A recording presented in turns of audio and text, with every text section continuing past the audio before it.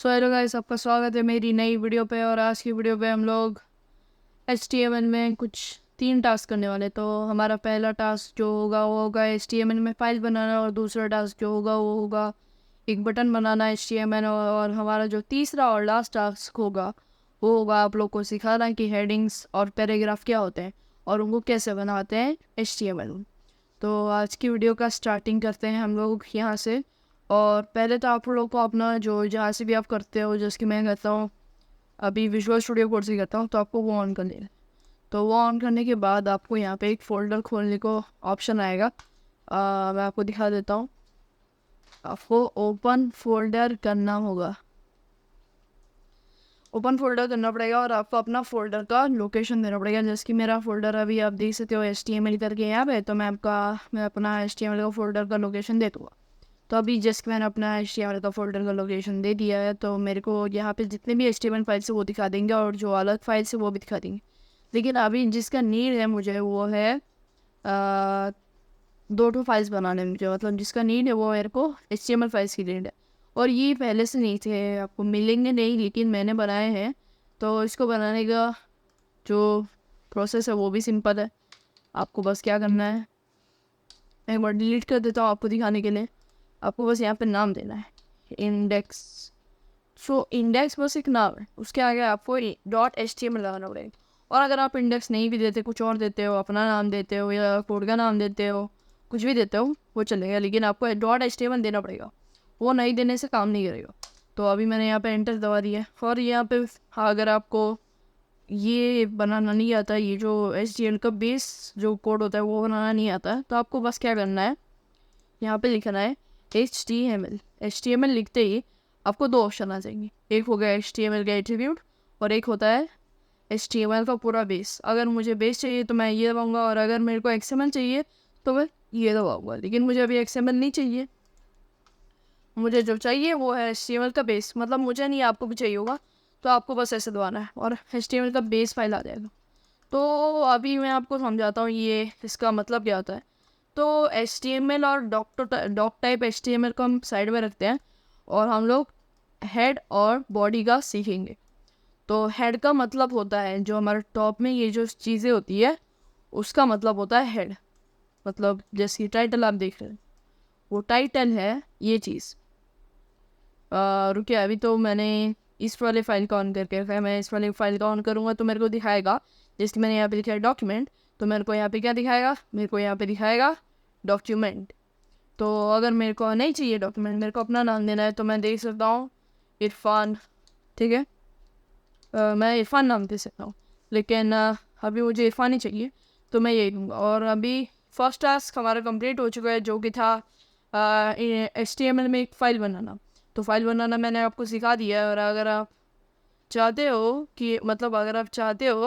कि आपको और भी डिटेल से समझाओ तो कमेंट्स में लिख देना, मैं एक और HTML के बारे में पूरा डिटेल वीडियो बना दूंगा। अभी हम लोग एक बटन बनाएंगे जो कि हमारा सेकंड टास्क है। तो हमारा सेकंड टास्क है एक बटन बनाना।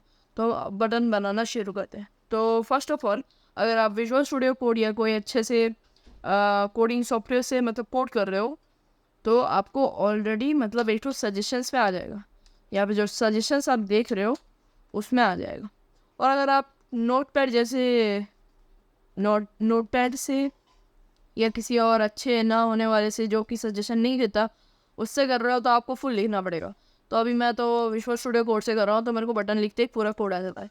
लेकिन सोचिए आप अभी कर रहे हो नोटपैड से, तो आप लोग को बस ये एरो देने पड़ेंगे। फिर आपको देना पड़ेगा BUTTON, फिर आपको एरो देना पड़ेगा।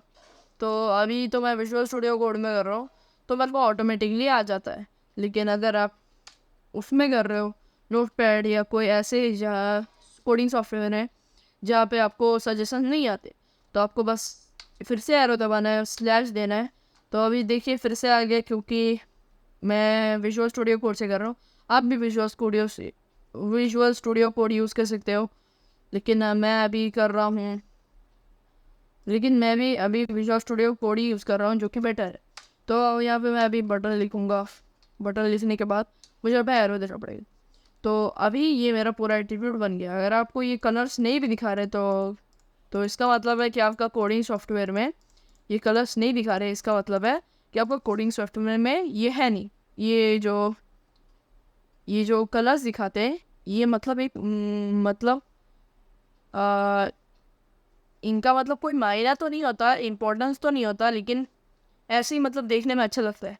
तो अभी बटन तो हम लोगों ने बना लिया। बटन आपको यहाँ पे बड़ा करके दिखेगा नहीं, क्योंकि बटन के अंदर जितना सामान रहता है उतना ही बटन बड़ा होता है। तो अभी यहाँ पे आप देख रहे हो इतना छोटा बटन है, ठीक है। अभी मैं इसको बड़ा बनाना चाहता हूँ, तो मैं इसमें इसका नाम लिख दूँगा। बटन का नाम है बटन का मैं नाम दे देता हूँ साइन अप, ठीक है, साइन अप। और अगर अभी तो इस बटन को दबाने से कुछ होता नहीं है, लेकिन अगर ये कोई दूसरे पेज में चला जाए तो उसके लिए मैं आपको बताता हूँ एक वे। तो उसके लिए आपको यहाँ पे आपको एक और HTML फाइल बनाना पड़ेगा जो कि सेम मेथड है। तो आप इसका नाम कुछ भी दे सकते हो आपको बटन के रिलेटेड, लेकिन अभी मैंने साइन अप दिया है। और ये साइन अप बटन जैसे ही कोई दबाता है तो इस पेज में जाएगा, लेकिन अभी नहीं जाएगा। मैं आपको बताता हूँ वो कैसे करता है। वो करने के लिए देखिए साइन अप पेज में थोड़ा सा कुछ करना पड़ेगा ना, तो इसलिए मैं दे देता हूँ इनपुट्स। इनपुट क्या होता है वो भी मैं आपको समझा दूंगा। एक काम करते हैं, हम इनपुट दे देते हैं, हम बस एक तो टेक्स्ट दे देते हैं, टेक्स्ट दे देते हैं साइन अप करके, ठीक है। साइन अप करके मेरे पास ऐसे नॉर्मल टेक्स्ट दे दिया, ठीक है। इसको पैराग्राफ में भी नहीं रखा है, क्योंकि हमारा पैराग्राफ जो है थर्ड टास्क है और हम उसको अभी नहीं कर सकते। तो अभी हम index.html में आते हैं और यहाँ पे इस बटन को इसके साथ ज्वाइन करते हैं। तो इसको ज्वाइन करने के लिए एक और एट्रीब्यूट होता है जो कि होता है ए एट्रीब्यूट। ए एट्रीब्यूट जैसे ही आप दोगे, ए एट्रीब्यूट देने के बाद आपको ए के अंदर भी कुछ देना पड़ेगा, जो कि href दे दिया। तो href का मतलब क्या होता है, href का फुल फॉर्म क्या होता है, वो सब का मैं आपको डिस्क्रिप्शन में मतलब लिख के पूरा डिटेल में दे दूंगा। और अगर आप चाहते हैं HRF के ऊपर भी एक बड़ी वीडियो बने तो कमेंट्स में लिख देना। अभी मैं HRF के अंदर दे देता हूँ एक कोड, जिससे ये बटन दबाते ही यहाँ से हम लोग इस पेज में आ जाए, ये वाले। तो अभी मैं दे देता हूँ कोड साइन hub.html। इसका मतलब ये जो बटन है उसको दबाने के बाद ये signup.html वाले पेज में जाए। आपने कोई और पेज बनाया तो उसमें भी आप दे सकते हो, लेकिन अभी मैंने signup.html का पेज बनाया तो अब मैं अभी उसको दे रहा हूँ। और अभी यहाँ पे आप देख सकते हो, अगर आप अभी रन करोगे कोड को बिना कुछ करे तो आप देख सकते हो कि नेक्स्ट पेज में नहीं जाएगा, नेक्स्ट पेज में दबाने से भी नहीं जाएगा, क्योंकि ये जो ए का लास्ट जो एट्रीब्यूट होता है वो ज्वाइन नहीं है। वो उसको ज्वाइन करने के लिए आपको स्टार्टिंग का एट्रीब्यूट बटन से पहले देना पड़ेगा और एंड का एट्रीब्यूट बटन के बाद देना पड़ेगा। जैसे ही मैं बटन के बाद दे दूंगा, ये दबाया, देखिए मैं साइन अप वाले पेज में आ गया, ठीक है। तो अभी ज़्यादा वीडियो को लंबा नहीं करना है, इसलिए मैं आपको लास्ट जो कि मैं आपको समझाने वाला था इस वीडियो में वो दिखा देता हूँ, जो कि है पैराग्राफ एंड हेडिंग। तो पैराग्राफ एंड हेडिंग क्या होता है वो सब समझाता हूँ आप लोग को अभी। तो पैराग्राफ का मतलब होता है पैराग्राफ बनाने के लिए आपको लंबा लिखने की ज़रूरत नहीं है, पैराग्राफ ऐसे करके बस आपको पी लिखना है। पी का मतलब पैराग्राफ होता है। तो पैराग्राफ जो होता है वो हेडिंग के नीचे आता है। हेडिंग के नीचे आता है मतलब मैं अभी सोचिए मैं बात कर रहा हूँ एक ऐसे चीज़ के बारे में जो कि मतलब बहुत ज़्यादा इम्पोर्टेंट है, तो मैं उसको टॉप में रखूँगा। मतलब H1 है ना, H1 H2 H3 H4 H5 H6 6 होते हैं, लेकिन अभी मैं H1 इसलिए दिखा रहा हूँ आपको जिससे आपको अंदाज़ा हो जाए कि हेडिंग का मतलब क्या होता है। तो अभी मैं हेडिंग में दे देता हूँ ग्लोबल वार्मिंग। जैसे कि हम एक टॉपिक में बात कर रहे हैं, आप सोचिए हम एक टॉपिक में बात कर रहे हैं जो कि है टॉपिक का जो है वो है ग्लोबल वार्मिंग। और ग्लोबल वार्मिंग का टॉपिक के बारे में बात कर रहे हैं, इसका मतलब हमें ग्लोबल वार्मिंग को सबसे ऊपर देना पड़ेगा। तो अभी वीडियो लंबी ना हो जाए इसलिए मैंने गूगल से एक टेक्स्ट उठा के इधर पेस्ट मरवा देता हूँ। तो ये देखिए मैंने ये टेक्स्ट उठाया है गूगल से, जो कि मैंने ग्लोबल वार्मिंग सर्च करके ढूंढा है। इसको लाने के बाद हम यहाँ पे पेस्ट कर देते हैं, ठीक है, और पेस्ट कर दिया।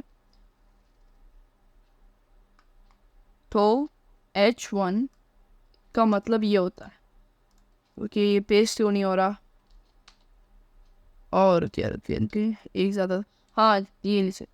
तो यहाँ पे ये टेक्स्ट पेस्ट हो गया है। तो जैसे आप देख रहे हैं कि ग्लोबल वार्मिंग एक हेडिंग है और बी एक पैराग्राफ है। तो ग्लोबल वार्मिंग एक टॉपिक है और उस टॉपिक के बारे में पैराग्राफ में लिखा जाता है। तो आप समझ गए होंगे कि ग्लोबल वार्मिंग मतलब H1 और पैराग्राफ क्या क्या होता है। तो अगर आप मतलब ग्लोबल वार्मिंग को आप थोड़ा छोटा करना चाहते हो तो आपको मतलब ज़्यादा लंबा स्टेप फॉलो करने की ज़रूरत नहीं पड़ेगी। बस ये H1 को H2 बना दो, तो ये थोड़ा छोटा हो जाएगा। मतलब ये हेडिंग रहेगा लेकिन ये थोड़ा छोटा हो जाएगा। और इनमें H3 होता है, H4 होता है, H5 होता है और H6 होता है। हेडिंग बहुत सारे होते हैं यहाँ पे, लेकिन यहाँ पे सबसे बड़ा हेडिंग H1 होता है और सबसे छोटा हेडिंग H6 होता है।